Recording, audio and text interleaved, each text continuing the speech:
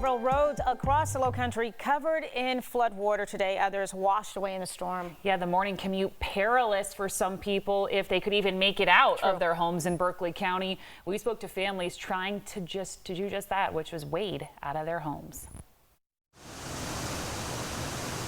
A nearly washed out bridge on Jedburg Road in Berkeley County almost made Jessica Baldwin's journey home tougher. It's trying to find a way back.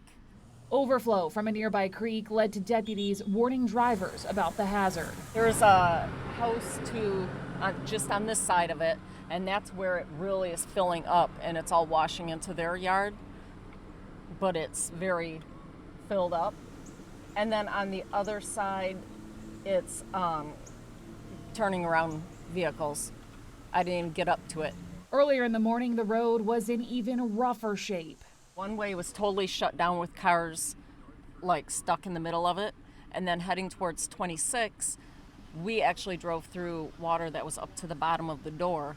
Just down the road, Keith Flowers had a major surprise when he woke up this morning. Went to bed last night, driveway was dry, no water in the yard. Wake up this morning, water in the house. First thing I know as soon as my feet hit the floor, water. Open up the door to this. This heavy flooding surrounding his house. His efforts to leave home for work were hijacked by floodwaters, which damaged his truck, leaving it a waterlogged mess, causing him to have to find a temporary way to get out and a place to stay. It's worse than the 1,000-year flood. 3 or 4 foot underwater.